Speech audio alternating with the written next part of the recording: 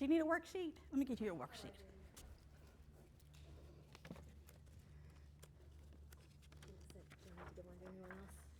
Let's see. She's coming in too. Yes, that'll. Stand back there and give them as they come in. Oh. Some light ones. I was going to take one of this Take one. Got it. Take this. Hold on. Let me give you some more. Okay. Yes. Lots more. Okay. Thank you so much.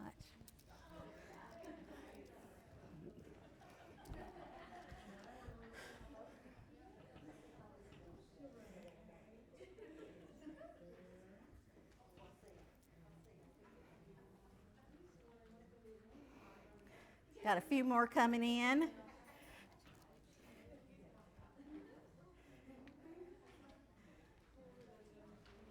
Make sure you have a worksheet and the bomb. If you don't have one, just raise your hand and we'll get it to you. I've got a helper. Well, I'm Evana Yates. I'm from Clarksville, Tennessee. I go to Hilldale Church of Christ, and I am beyond excited to be here. I mean, I have attended the Connect conference for years and never in my wildest dreams would imagine that I would be up here.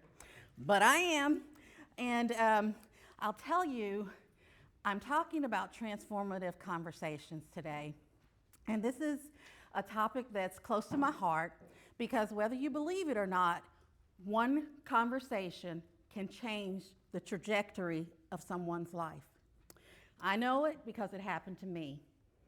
I grew up in the home of a mother, single mother, who had schizophrenia. We lived in one of the worst projects in our town because of the violence and drugs.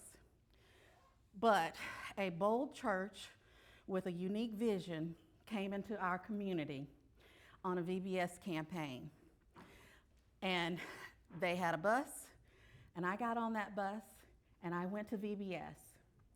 And that teacher told me that I had a heavenly Father who loved me and cared about me. Blew my mind.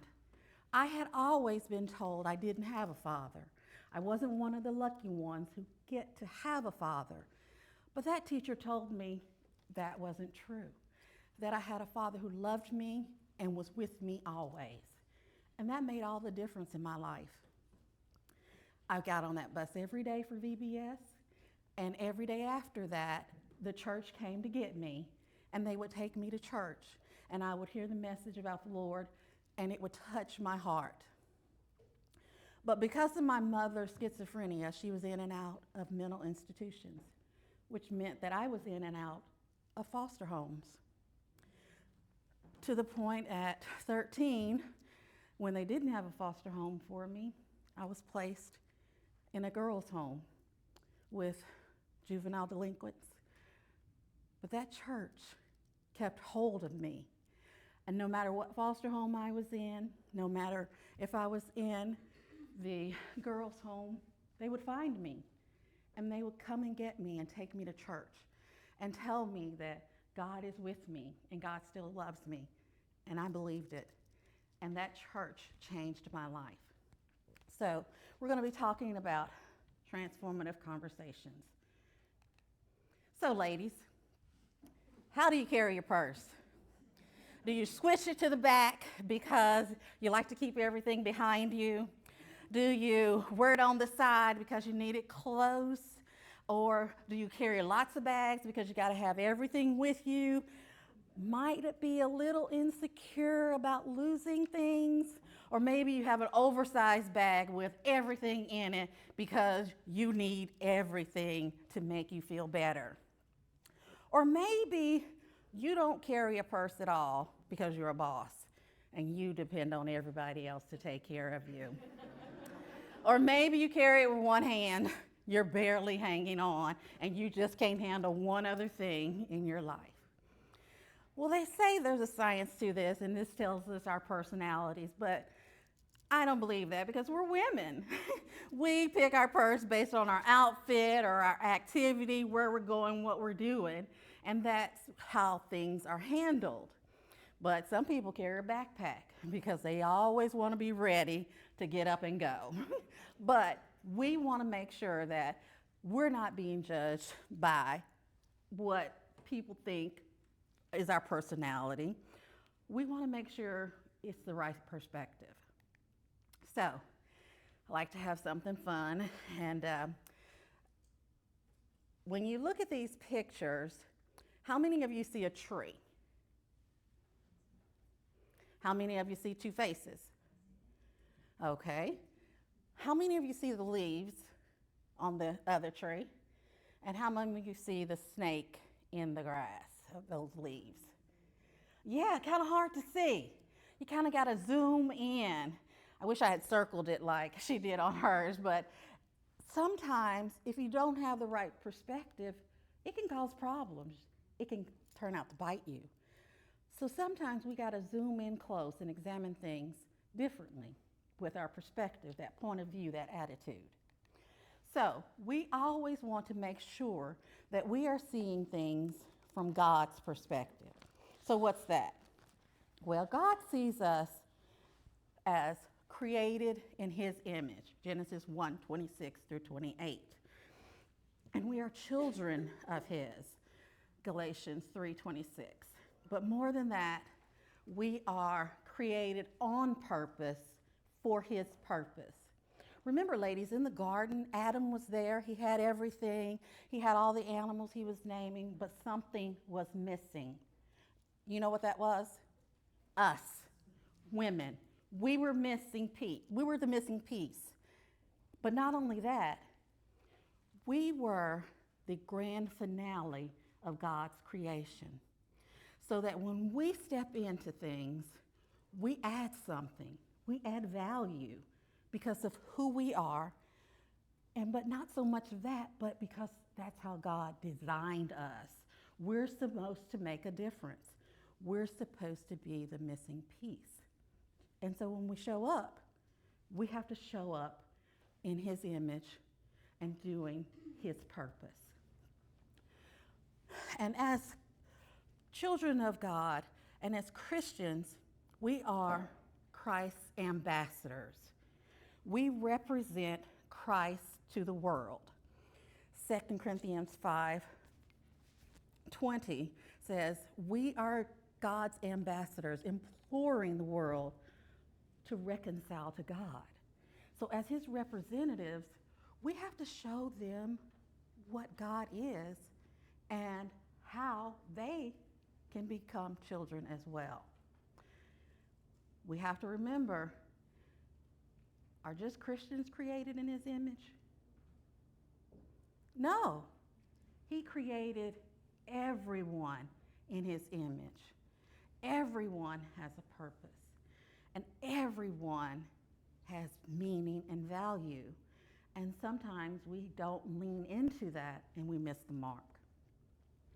So, in him we live and move and have our every being, so that we are not just his children, but God is our creator and our sustainer, so that everything we do, every breath we take, we breathe him in and we do it for him.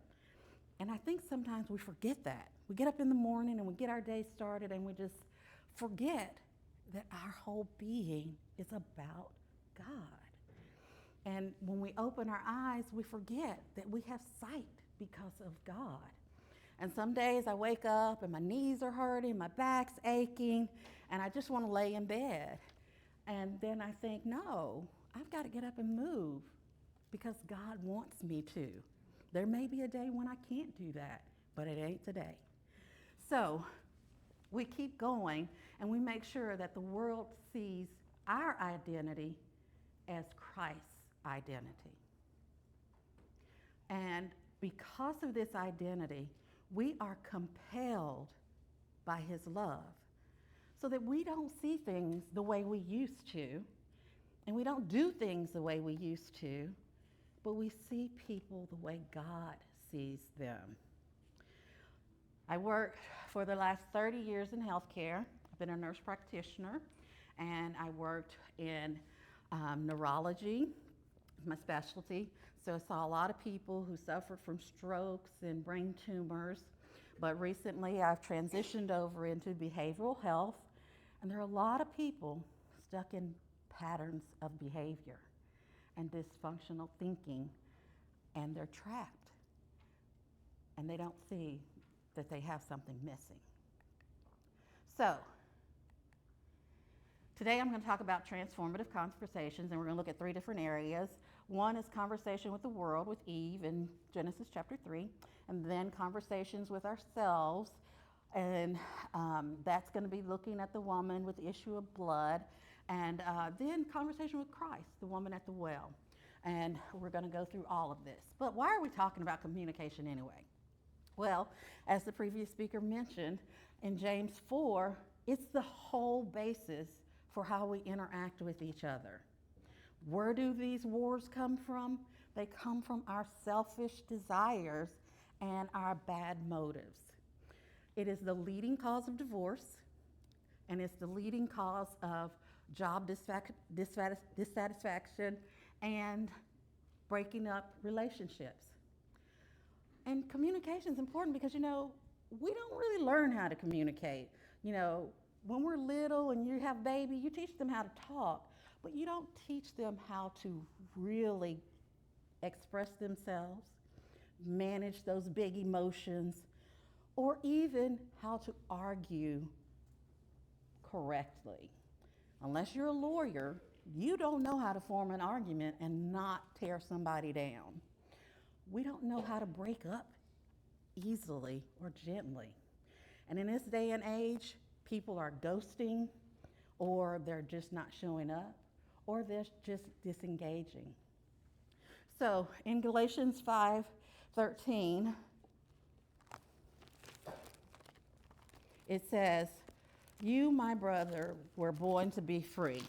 But if we use our freedom to bite and devour each other, be careful unless we are consumed by each other. You shall love your neighbor as yourself." So we forget that we are supposed to treat each other differently. And just because we have a voice doesn't mean we use it correctly. And sometimes it's our tone or it's our mannerisms, but sometimes we just miss the mark. So James 3:9-10 says, the tongue, it bites and it's poison. And no man can tame the tongue.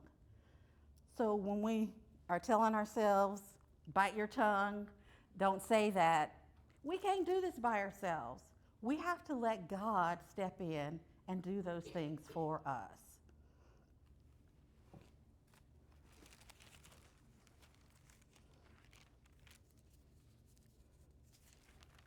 Then let's look at 2 Timothy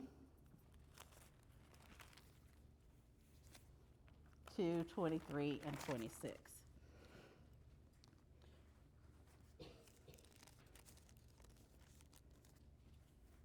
But avoid foolish and ignorant disputes, knowing that they generate strife. And a servant of the Lord must not quarrel, but be gentle to all, able to teach, patient in humility, correcting those that are in opposition. So if God perhaps will grant them repentance so that they may know the truth, and they may come to their senses and escape the snare of the devil, having been taken captive by him to do his will. Because some people, they don't realize what they're saying, and they don't realize what they're doing, but we need to realize that what they're saying and doing is because of the underlying source, Satan. So, lots of people are running around full of anger, vacillating between anxiety and depression, empty of joy. They have a worldview. They are running on emotions, and they have a distorted view of God and a distorted view of Christians. They think that we think we're holier than thou and that we're perfect people, when we know that we're struggling day to day. But a lot of people, Christians too, have this self-centeredness where they do I, me, and my, and mine a lot because they want control and they want to be independent. It's got to be my way. Think about the people in your life. And I've listed a few labels that you can put on them, and I'm sure you got a picture of some of these in your mind. But when you think about the ones that impact you the most, they're probably the ones closer to the bottom that compliment, that encourage, that inspire. And that's what we want to do to make the greatest impact on others. But we're missing it. Loneliness is a national epidemic, and people who are lonely look to other things for comfort. They look to other people, they look to drugs, alcohol, and they look to social media, and it never satisfies. But the biggest problem is it contributes to depression, anxiety, and suicide. And it all boils down to a lack of connection. So, if you look at this is a study that was done at Harvard, and the greatest driver of loneliness is technology. We're engaging in screens instead of engaging with each other. But my biggest concern is in the center, that 51% have no religion or spiritual connection. Think about that. No religion or spiritual connection. The study also went on to look at Christians, and it showed 1 in 5 Christians are lonely. Count the women on your pew. Count out 5. One of them is lonely, and you don't know it, but we should. So what do we do? Let's go to Genesis chapter 3 and look at Eve. So in Genesis chapter 3, God's created everything. They're in the perfect place, and they have God's presence. And the serpent was more cunning than any beast of the field which God had made. And he said to the woman, has God indeed said, you shall not eat of every tree of the garden? And the woman said to the serpent, we may eat the fruit of the trees of the garden, but the fruit of the tree which is in the midst of the garden, God has said, you shall not eat it, nor shall you touch it, lest you die. Then the serpent said, surely not. You will not die. For God knows that in the day you eat it, your eyes will be open, and you will be like God, knowing good and evil. And so when the woman saw it was good for food, and that it was pleasant to the eyes, and a tree desirable to make one wise, she took of the fruit and ate it, and gave to her husband who was with her, and he ate. So he was standing idly by. And some of us stand idly by when we hear things and see things that are done that are not in accordance with God's will. But even more so, I like to look at what is it in that first conversation that changed someone's trajectory. We see a lot of Christians who turn away from God, and they may have had one conversation that began with subtle manipulation. We know what subtle manipulation is. You remember going to the movies and buying popcorn and Coke? They used to flash those subliminal messages on the screen. That's subtle manipulation. We bought more popcorn. We drank more Coke because they were flashing those images so subtle we didn't even recognize it, but we were being manipulated. We use it too, ladies, sometimes. Have you ever cooked a meal and everyone complimented you and said how good it is, and then you go back for seconds and say, did you really enjoy it? That's subtle manipulation, to get a little flattery, to get a little compliment. Or you may say to your husband, oh, honey, can you bring in the groceries? They're really heavy. You're stronger than I am. That's subtle manipulation. We use it, and we want that flattery. We want that attention sometimes. But Satan is using it too, and it can lead us away from God.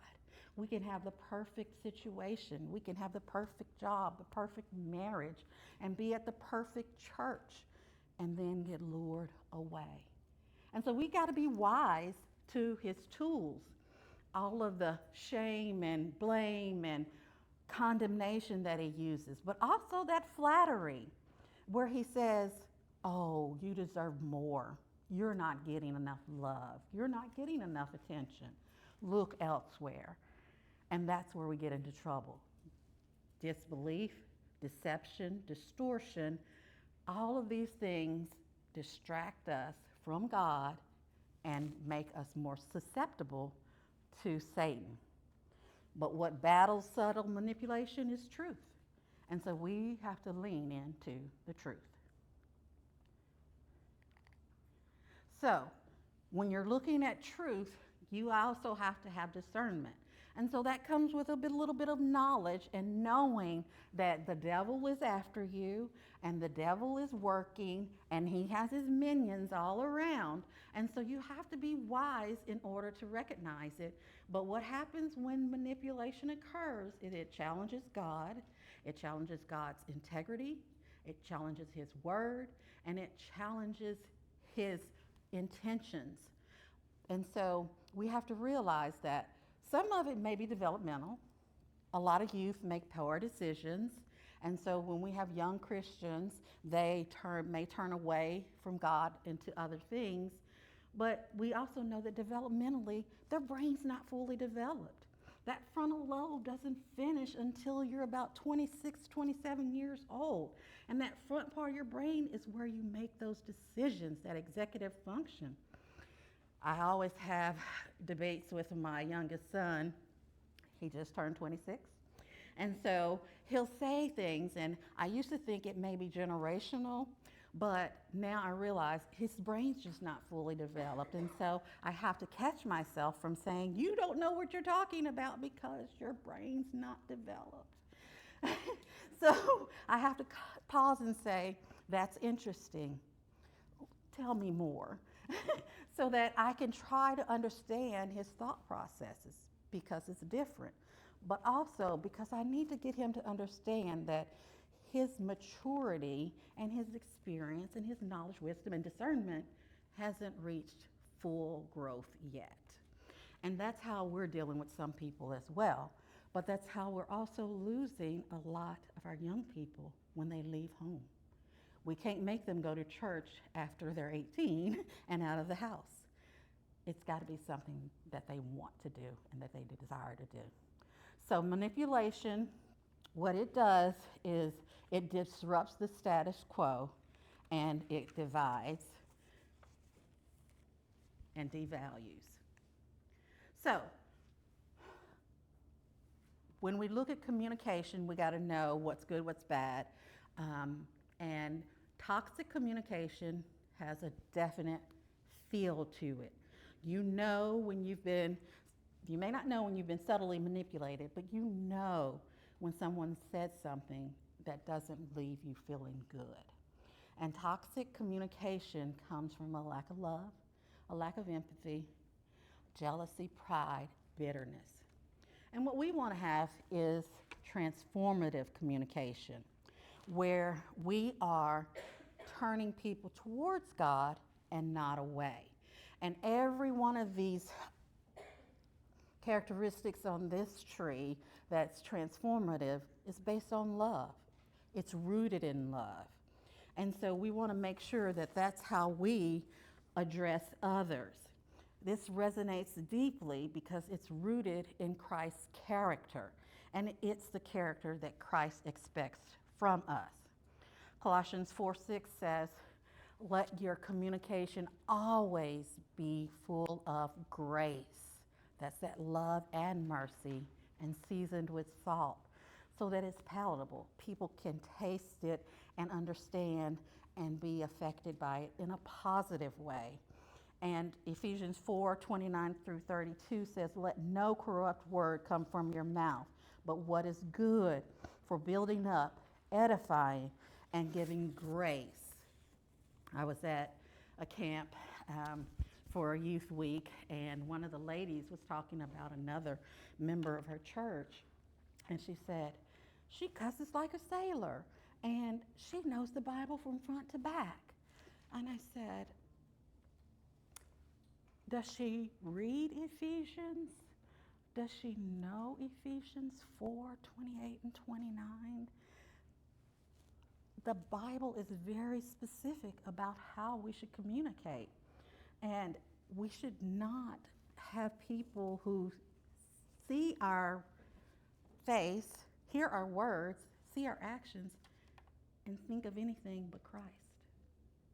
And that wasn't happening. And so we have to make sure that we're doing what God wants us to do and following his pattern. 1 Peter 1:22 says, we should speak and be obedient to the truth with a pure heart. And sometimes that's hard because sometimes we have those thought patterns that keep us from being pure and holy and considerate of others. But also, as Ephesians 5:4 says, we should be thankful. Let neither filthiness nor foolish talking nor coarse jesting, but that which is fitting for Christians, and give thanks. Galatians 5:22 and 23, spiritual fruit is love, joy, peace, patience, kindness, goodness, faithfulness, gentleness, and self-control. Sometimes we use that as a checklist, but I always think about it as, I'm working on something and I'm constantly in progress of trying to improve and get better. So when we think about our communication, we want to make sure that not only are we projecting love, but truth, and making sure that we have our intentions also with the right motives. So let's go to John chapter 4. This is the story about the woman at the well. And a lot of you have probably heard this a lot, and there's going to be another session about it more intently. But I'm going to go from a different aspect as looking at this conversation as a blueprint.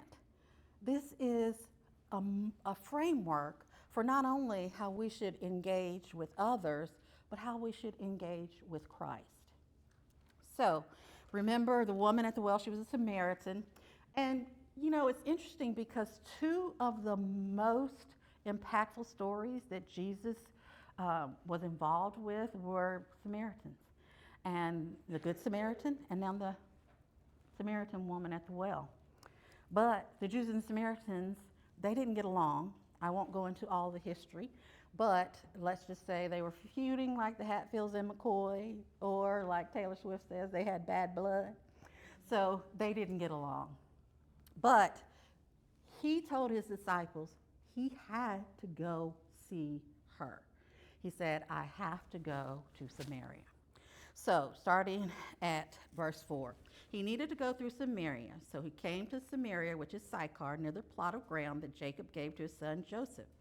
Now Jacob's well was there. Jesus, therefore, being wearied from his journey, sat thus by the well. It was about the 6th hour, or noon, and the woman came, and Jesus said to her, give me a drink. And his disciples had gone away to buy food. The woman said, how is it that you, being a Jew, ask me, a Samaritan woman? For the Jews have no dealings with the Samaritans. So this crosses not only cultural, but also racial as well as gender differences. Jesus was changing things up. He was telling people, it doesn't matter who you are, where you live, what you're doing, how you're doing it. I got a message for you, and I want you to know that you have value. And that's what he was saying to her. So when we're thinking about this and how we should engage, we have to be intentional, but we have to also be prepared, because they may not welcome us, they may not want us, and they may not want to hear our message. But she responded to him, a little feisty, but he didn't match her energy. He did not. He said, if you knew the gift of God, who it is that says to you, give me a drink, you would have asked him, and he would have given you living water. And she said, "Sir, you have nothing to draw from. Where do you get the living water?" So he's giving her a truth, but she's still asking questions from a physical standpoint. And so what we have to realize is people don't get spiritual things when they're thinking physically. They don't understand the physical realm when they're dealing with physical issues. And it may be that they're sick or they're having problems with drugs, alcohol, illnesses. Those are the things that are foremost at their brain. But we have to have an appreciation for what that need is and discern the need. And we have to be able to be transparent in order to connect with them. And Jesus said, she goes on to say, "Are you greater than our father Jacob, who gave us this well, drank from it himself as well as his sons and livestock?" And Jesus answered and said, "Whoever drinks of this water will thirst again, but whoever drinks of the water that I shall give him will never thirst. But the water that I shall give him will become in him a fountain of water, springing up into everlasting life." So this passage is one of the longest passages that Jesus had with an individual, and it's a woman. And so I think we need to really take note of how this communication goes and make it a part of our practice to not only see the person, but see their need and to see them as somebody who is lost, but also to be able to connect to their heart and be authentic. And so goes on to say, "Whoever drinks of this water will never thirst again, but whoever drinks of the water I give, the water will come up as springing up into everlasting life." And the woman said, "Sir, give me this water that I may not thirst, nor come here to draw." And he said, "Go call your husband and come here." And she said, "I have no husband."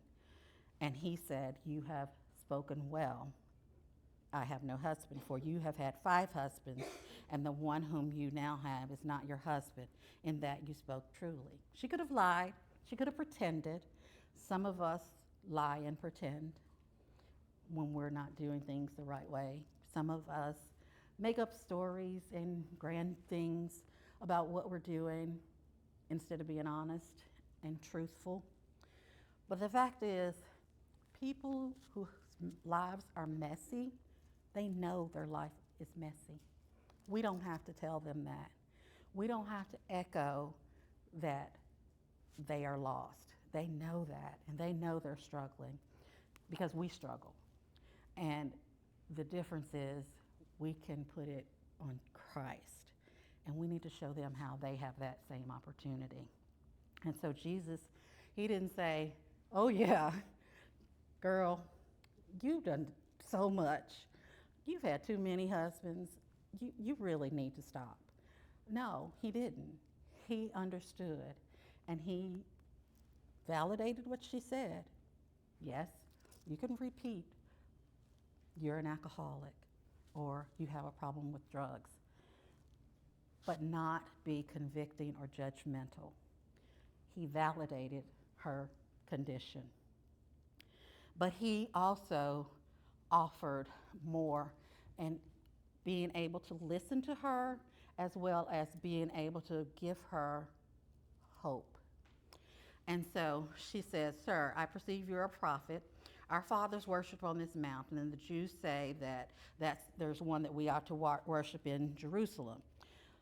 And Jesus said, "Woman, believe me, the hour is coming when you will neither worship on this mountain nor worship the Father in Jerusalem. You worship what you do not know. For salvation is for the Jews, but the hour is coming, and now is, when true worshipers will worship the Father in spirit and truth. For the Father is seeking such to worship him. God is spirit, and those who worship him must worship him in spirit and in truth." So he had a pace to how much he was talking and how much he was revealing, but he had a purpose. And the woman said, "I know the Messiah is coming, who is called Christ, and when he comes, he will tell us all things." So she still doesn't really get it. And Jesus said, "I who speak to you am he." So one of the times that Jesus reveals himself is to a woman who's lost. And so he takes his time and he is very intentional because he wants her to know that there is hope. And when we're talking to others, we need to leave them with hope. No matter what we say, it should always revolve around Christ and his hope for eternal life and salvation. So there's curiosity when you're listening. Make sure that 80% is them talking and you listening. And then making sure that there's revelation in knowing that your whole purpose in being is to make sure that they have closer connection to Christ. But we don't have to give them everything all at once. We don't need to unload on them. We need to make sure that we're gentle and tender and kind when we give them information and when we're honestly wanting for them to hear the gospel. So, when you look at a conversational analysis and you compare Genesis 3, Eve's conversation with the devil, and then you look at the woman at the well's conversation with Christ, you see one conversation draws away from God, another one moves forward towards God. Because after the woman at the well heard and talked to Jesus, she went and told everyone. She said, "Come see the man who's told me everything I ever did." And everyone wanted to see that. And it says they believed because of what she said so that they could see it for themselves. We're only supposed to plant seeds. We don't have to bang them over the head with the Bible. And we don't have to package the Bible in prettiness and make it feel good in order for people to believe. We are just planting seeds, and those seeds come to fruition. It may not be today, it may not be tomorrow. It may be further on down the line. You may never know. I don't think the people at the church that found me knew the impact they would make on my life, but I do, and God does. And my family knows because there's a legacy of faith that I now have, that they now have because of that church and because of God. So, growth strategy, always make sure that when you're talking and when you're interacting, and even when you're in your personal time with Christ, that you have a structure so that you're learning and you're growing. And you have to do this self-examination, and sometimes we don't like looking at ourselves in the mirror when we're not all dolled up. But we got to look at the warts too and say, okay, I need to work on my self-control. I ate too much ice cream and cake, so I need to work on my self-control. Lord, help me with that. And when we're talking to others, we have to have conversation that unifies instead of divides, because we are called to unity. Ephesians 4:4 says there is one faith, one Lord, one baptism, and there's one God who is in all and of all. And that is our harmonious collaboration that we're supposed to have as Christians and as children of God. And we should always enlighten with empathy, knowing that every one of us has a little girl inside of us. Sometimes she misbehaves. Sometimes she's sad. Sometimes she's lonely. And she may not know how to express that. And we may do things that are out of our character. And that's just because that little girl needs more love, not because we're selfish or immature. But sometimes it is because of that too. But I'll tell you, I said I worked in neurology, and I used to work with patients who had dementia, and some of the little ladies in their 80s and 90s, when they have dementia, they'll start cursing and be mean and ugly, and so many family members would say, she's a Christian, she never curses, she never has been evil, she's never done this, what's happening? It's developmental. When that brain and dementia sets in, there's disinhibition. That part of that brain that usually controls our behavior, it's gone. And so I would tell them, she's different now. And so you need to realize that you remember that sweet lady. I said focus on that, because who she is now is different. And they have to learn to understand that. But we want to be different too. And so when people see us, they understand we've been changed. So, empty wells. These are things we run to thinking that it would satisfy. But physical things and people cannot satisfy our spiritual need for God. Empty wells include relationships, social media, food, alcohol, pills, fashion. Some people think if I dress a certain way, if I look a certain way, if I'm pretty, then I'll be happy and content and everybody will love me more. It won't satisfy the spiritual need that we have for God. Other things we can add: work, education, awards, money, all those thumbs up and likes that we get on social media, they don't satisfy. But yet, we keep running back and forth to those same wells that leave us empty and unfulfilled. Now, our last conversation is in Mark chapter 5, and it's the woman with the issue of blood. This involves our internal dialogue, and most of us don't talk about our internal dialogue because those are the thoughts we keep to ourselves. It's the things that we think that maybe we shouldn't think, and what we don't realize is those thoughts become actions and become words, and it becomes what our heart is, and it ultimately reveals our character. So, well, I can't hear your thoughts, and I can't hear your internal dialogue. You do, and God does. So, let's start in Mark 25. It's Mark chapter 5, verse 25. Now, a certain woman had a flow of blood for 12 years and had suffered many things from many physicians. She had spent all that she had and was no better, but rather grew worse. And when she heard about Jesus, she came behind him in the crowd and touched him. And she said to herself, "If only I may touch his clothes, I shall be made well." And immediately the fountain of blood was dried up, and she felt in her body that she was healed of affliction. And Jesus immediately knowing in himself that power had gone out of him, turned and said, "Who touched my clothes?"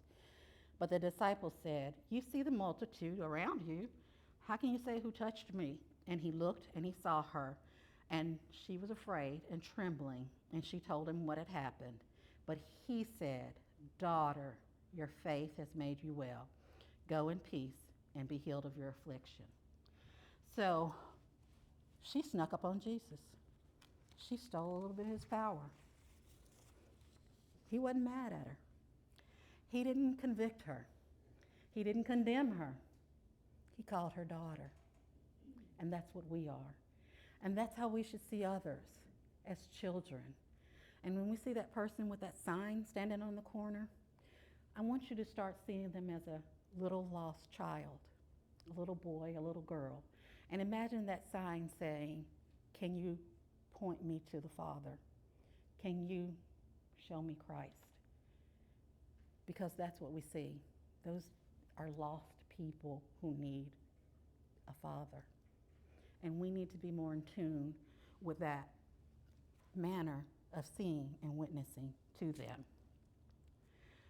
And when we think about our internal dialogue and having a relationship with Christ, do you wake up in the morning wanting to touch base with Jesus?